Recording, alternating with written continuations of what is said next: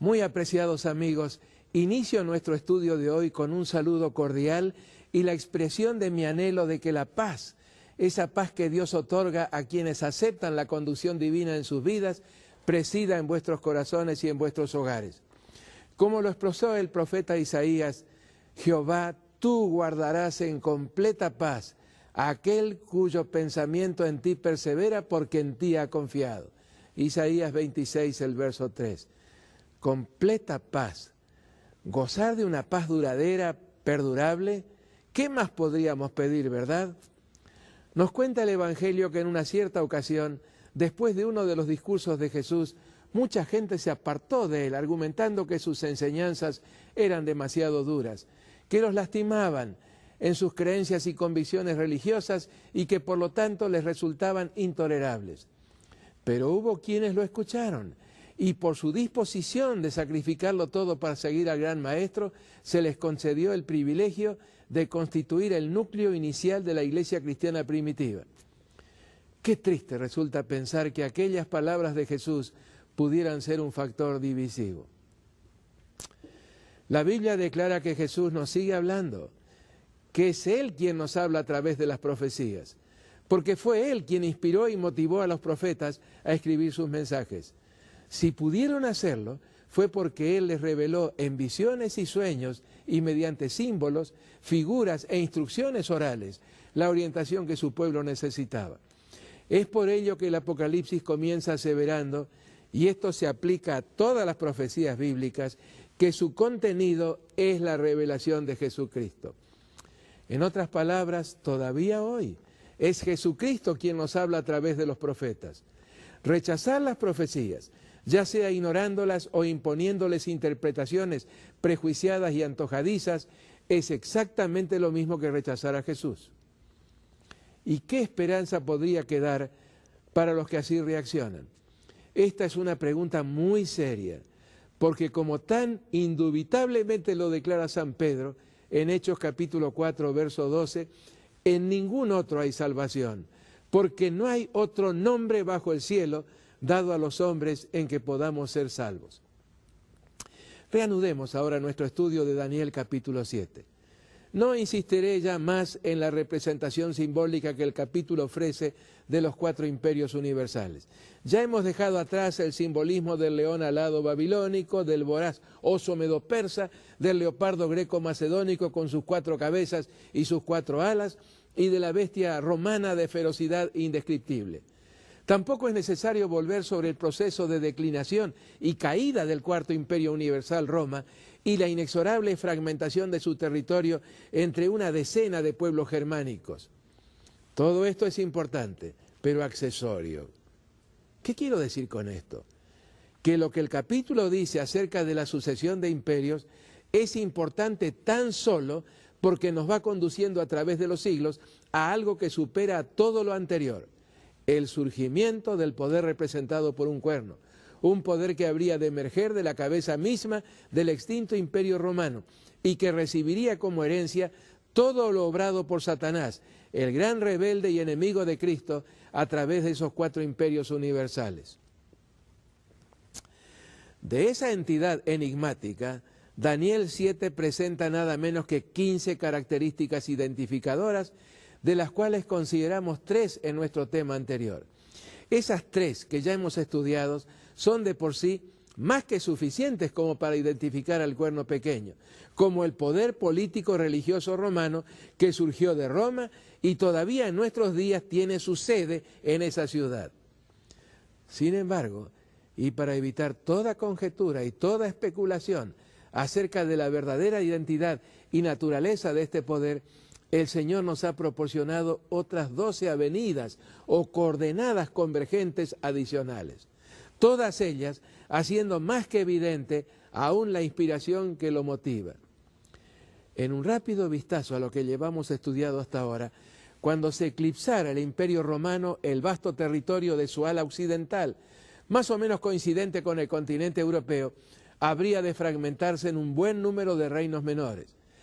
Después de que ello ocurriera, no simultáneamente, no antes, sino después, un nuevo poder, de naturaleza diferente, no divina por cierto, comenzaría a hacer sentir su presencia e influencia en ese escenario. No solamente se anticipó que habría de surgir de lo que había sido el colosal imperio romano, sino también que lo haría en su misma capital, la ciudad de Roma. En síntesis, sería un poder romano, no solo político, sino también religioso, definidamente religioso. La tercera de estas características, como lo vimos en nuestro tema anterior, muestra que el cuerno pequeño habría de ser la perfección más acabada de lo que Satanás originó en Babilonia, y que él fue refinando y puliendo mediante los 3 imperios que sucedieron a Babilonia. Lo podemos ver con claridad especialmente en los 3 versos de Daniel 7, los versos 8, 11 y 12. El primero, el verso 8, describe el surgimiento del cuerno y lo hace así: mientras yo contemplaba los cuernos, he aquí que otro cuerno pequeño salía entre ellos, y delante de él fueron arrancados 3 cuernos de los primeros, y he aquí que este cuerno tenía ojos como de hombre y una boca que hablaba grandes cosas. Este versículo detalla anticipadamente el cómo de su surgimiento. Así como los otros 10 cuernos, este también emergería de la cabeza de la cuarta bestia, es decir, del Imperio Romano, y su crecimiento habría de ser posible por la eliminación de 3 de los cuernos originales. El mismo verso 8 también anticipa los medios que utilizaría para imponerse. En primer lugar, ojos como de hombre, es decir, astucia, inteligencia, previsión y planificación de su estrategia. Al describir esos ojos como de hombre, hace claro que no son de origen divino. Y en segundo lugar, una boca que hablaba grandes cosas, símbolos de arrogancia, de prepotencia, pretensiones suprahumanas, es decir, blasfemias, como se las refiere en otros pasajes de este mismo capítulo. El segundo, el verso 11, describe la caída del Imperio Romano con estas palabras: yo entonces miraba a causa del sonido de las grandes palabras que hablaba el cuerno, miraba hasta que mataron a la bestia, y su cuerpo fue destrozado y entregado para ser quemado en el fuego. ¡Qué declaración tan notable! Primero, porque hace muy claro que la destrucción del imperio no habría de significar la desaparición de los 10 cuernos, ni tampoco la del cuerno pequeño. Segundo, porque anticipa que a medida que el imperio se fuera debilitando, el cuerno pequeño papal se volvería más y más poderoso. Y tercero, que el sonido de las grandes palabras que hablaba el cuerno, es decir, sus demandas arrogantes y prepotentes, sus blasfemias, alcanzarían su pleno volumen recién cuando el Imperio Romano desapareciera por completo. El tercero de estos versos, el verso 12, nos sorprende grandemente con la información de que, a pesar de que la desaparición de los 4 imperios habría de completarse con la caída del cuarto de ellos, Roma, ¿en qué año? 476, todos ellos seguirían ejerciendo su influencia. Dice el texto: habían también quitado a las otras bestias su dominio, pero les había sido prolongada la vida hasta cierto tiempo. ¿Cómo podría ser posible algo así? Porque seguirían viviendo en el poder que los heredó a todos ellos, en el cuerno pequeño. Mientras el poder político-religioso romano, representado por el cuerno, subsistiera, en el cuerno también subsistirían Babilonia, Medo-Persia, Grecia y Roma. Esto quiere decir que recién cuando el cuerno sea finalmente destruido, los 4 imperios que lo precedieron, que le prepararon el escenario para su aparición, legándole la perfección del sistema satánico iniciado en Babilonia, habrán de desaparecer también. Es lo que decíamos de la estatua del sueño de Nabucodonosor. A pesar de su base tan endeble, de barro cocido o cerámica y hierro, la estatua todavía no ha sido derribada por la roca. En consecuencia, Babilonia, Medo-Persia, Grecia y Roma siguen con nosotros. ¿Dónde están en la estatua? En los pies, en los fragmentos del hierro romano en los pies. En otras palabras, en el ahora gigantesco cuerno romano papal. Cuánta luz arrojan las profecías concernientes a los tiempos en los cuales nos toca vivir. ¿Qué haremos, queridos amigos, con todos estos raudales de luz que Dios nos ofrece? Es que la luz que no se acepta endurece. ¿Tiene algo para ofrecernos la estatua? solamente ser pulverizados y eliminados definitivamente juntamente con ella. ¿Tiene algo para ofrecernos el cuerno que comenzó pequeño, pero que ha crecido a proporciones planetarias en toda la tierra? Solamente puede ofrecernos lo que será su propio destino. Será destruido y arruinado hasta el fin, según Daniel 7:26. Será quebrantado, aunque no por mano humana, según Daniel 8:26. Exactamente lo que se dice del destino de la estatua en Daniel 2, 34, 35, 44 y 45. Llegará a su fin y no tendrá quien le ayude, según Daniel 11:45. ¿Es esto lo que anhelamos para nosotros y para nuestros seres amados? Pensémoslo muy bien, porque sería muy poco sabio rechazar, en nombre de una lealtad mal entendida, lo que Dios nos ofrece: paz y felicidad ahora y luego la vida eterna, en un mundo totalmente renovado por su poder creador. Si yo pudiera decidir por ustedes, queridos amigos, pero no puedo hacerlo, porque sería interferir en la libertad de decisión y acción que Dios nos ha concedido. Tan solo puedo hacer algo: orar e implorar por ustedes, y eso es precisamente lo que estoy haciendo. Bueno, aunque ya casi no sería necesario hacerlo, después de lo que acabamos de considerar, pasemos ahora a la cuarta de las 15 características identificadoras del cuerno pequeño en Daniel 7. Surgiría o aparecería después de que lo hicieran los 10 cuernos o reinos.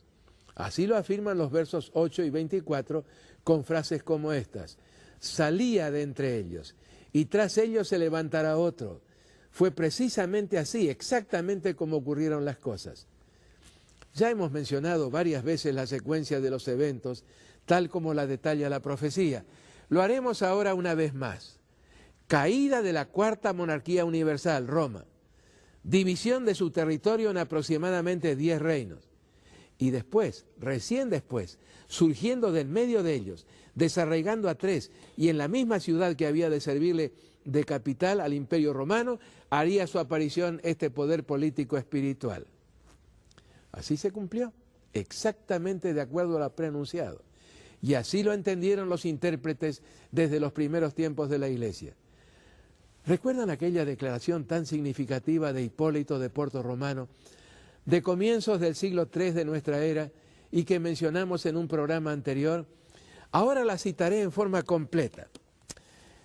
Dice así: la cabeza de oro de la imagen es idéntica al león, y por medio de ambos se representa a los babilonios. Los hombros y los brazos de plata son lo mismo que el oso, y por ambos se identifica a los medos y los persas. El vientre y los muslos de bronce son el leopardo, y representan a los griegos, quienes gobernaron desde Alejandro en adelante. Las piernas de hierro y la bestia espantosa y terrible significan los romanos, quienes tienen ahora el imperio. ¿Por qué dice quienes tienen ahora el imperio? Fíjense que él murió en el año 236 y la caída del imperio romano recién se habría de producir 240 años más tarde. Así que los romanos, quienes tienen ahora el imperio. Los pies de hierro y de barro cocido y los 10 cuernos todavía llegarán a ser en el futuro. En otras palabras, Hipólito no sabía exactamente cuál habría de ser el significado de esos pies de hierro y de barro cocido y los 10 cuernos. Pero miren cómo sigue. El otro cuerno pequeño que salía de entre ellos es el anticristo. La roca que golpea la imagen y la rompe en pedazos y que hinche luego toda la tierra es Cristo, quien desciende del cielo y trae juicio al mundo. Esto en fragmentos de comentarios, especialmente el fragmento 2 y los capítulos 3 y 4, fragmentos de comentarios de Daniel. Exactamente como Hipólito lo había anticipado sobre la base de su estudio de Daniel 7, así se cumplió. La quinta característica señala que surgiría de entre esos 10 cuernos o reinos. El verso 8 registra que salía entre ellos, y en forma similar lo hace el verso 24. El historiador jesuita Joseph Turmel se refiere al cumplimiento de esta predicción. En su notable obra, The Latin Church in the Middle Ages, la Iglesia Latina durante la Edad Media, publicada en Nueva York en 1915, se expresó así: el imperio romano estaba cayendo en decadencia. Los bárbaros sabían que su vida se estaba desvaneciendo, que el viejo organismo estaba desgastado y se apresuraron a tomar posesión de los restos. De todas las direcciones cayeron sobre los despojos. Entre los nuevos invasores, algunos eran herejes y otros paganos. ¿Qué habría de ocurrirle a la Iglesia? ¿Estaban contados sus días y habría de arrastrarla consigo el imperio como su compañera hacia una tumba abierta? El mismo Turmel contesta a sus interrogantes y lo hace con estas palabras. No, la Iglesia no descendería a la tumba, sino que sobreviviría al imperio. Tendría que atravesar días de angustia y vería acumularse ruinas sobre ruinas. Pero en medio de esa enorme tristeza recibiría un precioso consuelo. Uno tras otro, estos pueblos bárbaros se someterían a sus leyes y considerarían una gloria contarse entre los hijos de la Iglesia. Las fronteras de la Iglesia habrían de extenderse. Sus instituciones, sacudidas por un tiempo por los bárbaros, se consolidarían, se desarrollarían y se adaptarían al contexto de ellos. El papado, institución que más penosamente sería probada, habría de realizar un nuevo avance. Con el tiempo habría de surgir un segundo imperio y de este imperio el Papa sería el amo. Más que eso, él llegaría a ser el amo de Europa. Habría de dictar sus órdenes a los reyes y estos habrían de obedecerles. Creo, mis amigos, que no se les habrá escapado el estrecho paralelismo entre la descripción profética y lo que escribió este notable autor católico. En efecto, no solo destaca la secuencia de los eventos, la caída del Imperio Romano y su división entre los pueblos germánicos, sino también el surgimiento de un segundo imperio, en forma un tanto tambaleante al principio, es cierto, pero cada vez más vigorosa con el paso del tiempo. Citando otra vez al mismo autor, Turmel, leo lo siguiente. Con el tiempo habría de surgir un segundo imperio, y de este imperio el Papa sería el amo. Más aún, él llegaría a ser el amo de Europa. Dictaría o habría de dictar sus órdenes a los reyes y estos habrían de obedecerle. Pasemos ahora a la sexta de estas características identificadoras. El cuerno pequeño no solamente emergería entre los otros poderes representados por los 10 cuernos, sino que lo haría desarraigando a 3 de ellos. Así lo anticipan varias de las expresiones contenidas en el capítulo que estamos considerando. Así el verso 8, por ejemplo, afirma que delante de él fueron arrancados 3 cuernos de los primeros. Esto es, desarraigados, sacados de raíz. Y lo mismo reiteran las palabras del ángel en su diálogo con Daniel, tales como delante del cual habían caído 3, en el verso 20, y a 3 reyes derribará en el verso 24. ¿Cayeron realmente 3 reinos en el proceso del surgimiento del nuevo poder? Efectivamente, fueron 3, exactamente 3. ¿Ocurrieron las cosas realmente así? Veamos primeramente la versión oficial, la que aparece en la mayor parte de los libros de la historia, no necesariamente confiable en todos sus detalles. En la primera parte del siglo IV, una controversia acerca de la divinidad de Cristo, seriamente cuestionada en Alejandría, Egipto, por un monje llamado Arrio, agitó a la iglesia cristiana. Esa disputa fue tan seria que se temió que podría desembocar en un cisma. Preocupado el emperador Constantino I el Grande ante esa posibilidad, convocó en el año 325 un concilio en la localidad asiática de Nicea, el primero de los así llamados concilios ecuménicos. El emperador, quien 13 años antes había representado la parodia de su conversión al cristianismo, no solo estuvo presente en las deliberaciones del concilio, sino que también se atribuyó autoridad de presidirlas, a pesar de que poco o nada entendía del tema en discusión. Lo cierto es que el concilio reafirmó la creencia en la plena divinidad del Hijo de Dios y en un triunfo de la ortodoxia, el monje Arrio fue condenado como hereje y con sus adherentes debió emprender el camino del destierro. Mientras que los desterrados vivieron entre los bárbaros de la tierra de su exilio, compartieron con ellos sus convicciones teológicas.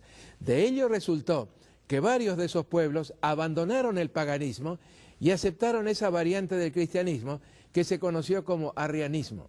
Entre esos pueblos los hubo muy poderosos, tales como los visigodos, los ostrogodos, los vándalos, los érulos y los lombardos.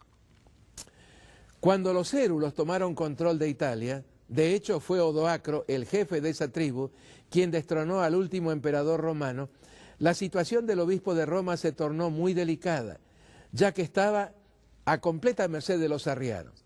La situación se hacía más grave aún porque los vándalos dominaban todo el norte de África y parte de España, y los ostrogodos el norte de Italia y parte de la península balcánica. El papado resultaba algo así como una especie de islote aislado en medio de un océano arriano. A menos que pudiera hacerse algo para contrarrestar el poder e influencia de esos pueblos arrianos, la subsistencia misma del papado se volvería muy comprometida. Los hilos de la diplomacia papal comenzaron a tenderse velozmente en busca de la ayuda de Constantinopla y de sus emperadores católicos, y esos esfuerzos comenzaron a dar resultado. Zenón, emperador del Imperio Romano de Oriente, firmó un acuerdo con Teodorico, el jefe de los ostrogodos, por el que Teodorico se comprometió a destruir a los érulos, y así lo hizo completamente. Para el año 493 había caído el primero de los 3 cuernos o reinos, pero todavía debían desaparecer 2 más en cumplimiento de la profecía. Así y todo, la situación en la que se encontraba el obispo de Roma no se había solucionado definitivamente, ya que Italia había quedado ahora bajo los ostrogodos, también arrianos, aunque algo más tolerante, cierto, de lo que lo habían sido los érulos. Como el Imperio Romano de Oriente continuaba su presión contra los arrianos, Teodorico, el ya mencionado jefe de los ostrogodos, envió al Papa Juan I a Constantinopla a fin de tratar de convencer al emperador de que los dejara tranquilos. Eso ocurrió en el año 533 y poco después Teodorico encarceló al Papa. El peligro más serio, por otro lado, estaba representado por los vándalos, asentados como lo estaban en el norte de África desde el año 439. Arrianos fanáticos no hacían esfuerzo alguno por mantener en secreto su objetivo de terminar con el catolicismo, religión a la que consideraban herética. Finalmente, y a pesar de la distancia, los bizantinos decidieron intervenir en forma directa. Desde Constantinopla, Justiniano I envió sus mejores tropas y con ellas exterminó primeramente a los vándalos en el año 534 y a los ostrogodos después. Estos últimos debieron abandonar Roma definitivamente en el año 538 y unos 16 años más tarde cayeron exterminados en las cercanías de Nápoles. Con la desaparición de estos 3 reinos germanos arrianos, la subsistencia más la hegemonía de la institución papal quedaron aseguradas. Muy poco después, y para no correr la misma suerte de sus hermanos, se produjo la conversión, entre comillas, más supuesta que real, de visigodos y lombardos al catolicismo romano. Sinceramente, apreciados amigos, perderíamos el tiempo tratando de encontrar algún otro cumplimiento para esta sexta característica. Fue delante del poder que surgió después de la división del Imperio Romano cómo cayeron estos 3 pueblos o naciones, o cuernos. Fueron 3 y solamente 3 los exterminados: érulos, vándalos y ostrogodos, 3 pueblos arrianos. Hasta aquí lo que referí como la versión oficial, la versión del Vaticano. Sin embargo, documentos encontrados recientemente sugieren una variante realmente sorprendente: que esos pueblos pertenecían a la Iglesia cristiana germánica, que creía firmemente en la plena divinidad de Cristo. En consecuencia, lo de arrianos podría merecer una cuidadosa revisión. Además, la Iglesia cristiana germánica, en obediencia al 4º mandamiento del Decálogo, guardaba el sábado, el 7º día de la semana. Así las cosas, la eliminación de estos pueblos fue precondición indispensable para imponer como día de adoración el primer día de la semana, domingo, en lugar del sábado. Para el encumbramiento del obispo de Roma y para hacer posible la introducción de otras muchas herejías en el seno del cristianismo mayoritario. En bien de la brevedad, no continuaré con los detalles, pero es como para pensarlo, ¿verdad, amigos? Antes de pasar a la consideración de la séptima característica, quisiera sugerirles que no olviden el año 538. Es una fecha doblemente importante. Primero, porque en el año 538, completada ya la eliminación de estos 3 pueblos germánicos, había cesado el peligro para el papado. Y segundo, porque en el mismo año 538 entró en vigencia el edicto firmado 5 años antes por Justiniano I, emperador del Imperio Romano de Oriente, con capital en Constantinopla. Ese edicto reconocía al Papa como cabeza de todas las santas iglesias y de todos los santos sacerdotes de Dios, y le otorgaba plena autoridad de sentar o decidir doctrinas y para perseguir a los herejes y disidentes. Incorporado después en el célebre Código de Justiniano, confirió al papado la atribución de imponer sus dogmas por la fuerza. Así que, amigos, no olviden este año 538. A partir de ese año, el obispo de Roma quedó legalmente autorizado para perseguir y aún ejecutar a cualquiera que no acatara su autoridad. Y así llegamos a la conclusión de nuestro estudio de hoy. En nuestro próximo encuentro tendremos que analizar algunas otras características del poder representado por el símbolo del cuerno pequeño. Tenemos que hacerlo porque la Biblia asigna una enorme importancia al tema. Por otro lado, la identificación plena de este poder nos permitirá avanzar con seguridad en el estudio de las otras profecías contenidas en el libro del profeta Daniel. Puedo asegurarles que nos aguardan sorpresas sumamente interesantes. Comuniquémonos ahora con Dios. De veras lo necesitamos, ¿verdad? Es que tenemos que estudiar y comprender esta revelación divina. Dejar de lado nuestros prejuicios, dejar de lado aquellas opiniones que creemos que son las correctas y cotejar con la palabra de Dios nuestra vida espiritual. Oremos. Nuestro Creador y Dios, que moras en los cielos, pero también has prometido morar con aquel de corazón humilde y contrito. A ti venimos, Padre, con profunda gratitud. Tantas son las bendiciones que tú nos concedes, y muy especialmente la revelación que tu Hijo nos ha hecho llegar mediante los profetas. Te agradecemos porque no avanzamos en la oscuridad, no estamos en la incertidumbre, sino que estamos caminando con certeza cuando seguimos las indicaciones de tu palabra profética. Te ruego que bendigas muy especialmente a mis queridos amigos televidentes. No los conozco, Padre, personalmente, pero sé que están allí y que necesitan también tu bendición. Gracias, Padre, muchas gracias. En el nombre de Jesús. Amén.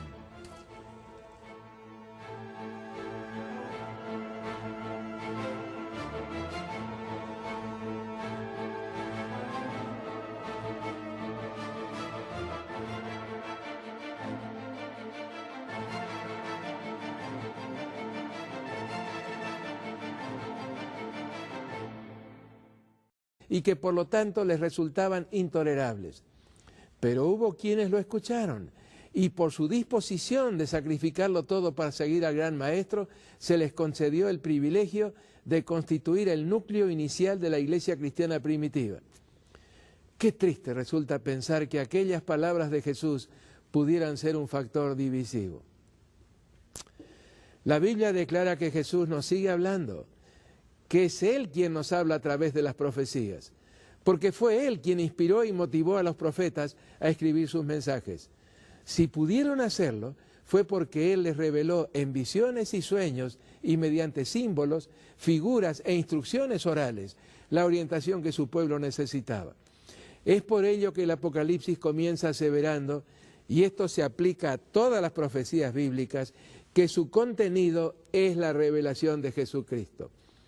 En otras palabras, todavía hoy es Jesucristo quien nos habla a través de los profetas. Rechazar las profecías, ya sea ignorándolas o imponiéndoles interprete, pero accesorio. ¿Qué quiero decir con esto? Que lo que el capítulo dice acerca de la sucesión de imperios es importante tan solo porque nos va conduciendo a través de los siglos a algo que supera a todo lo anterior, el surgimiento del poder representado por un cuerno. Un poder que habría de emerger de la cabeza misma del extinto imperio romano y que recibiría como herencia todo lo obrado por Satanás, el gran rebelde y enemigo de Cristo, a través de esos 4 imperios universales. De esa entidad enigmática, Daniel 7 presenta nada menos que 15 características identificadoras, de las cuales consideramos 3 en nuestro tema anterior. Esas 3 que ya hemos estudiado son de por sí más que suficientes como para identificar al cuerno pequeño, como el poder político religioso romano que surgió de Roma y todavía en nuestros días tiene su sede en esa ciudad. Sin embargo, y para evitar toda conjetura y toda especulación acerca de la verdadera identidad y naturaleza de este poder, el Señor nos ha proporcionado otras 12 avenidas o coordenadas convergentes adicionales, todas ellas haciendo más que evidente aún la inspiración que lo motiva. En un rápido vistazo a lo que llevamos estudiado hasta ahora, cuando se eclipsara el Imperio Romano el vasto territorio de su ala occidental, más o menos coincidente con el continente europeo, habría de fragmentarse en un buen número de reinos menores. Después de que ello ocurriera, no simultáneamente, no antes, sino después, un nuevo poder, de naturaleza diferente, no divina por cierto, comenzaría a hacer sentir su presencia e influencia en ese escenario. No solamente se anticipó que habría de surgir de lo que había sido el colosal Imperio Romano, sino también que lo haría en su misma capital, la ciudad de Roma. En síntesis, sería un poder romano, no solo político, sino también religioso, definidamente religioso. La tercera de estas características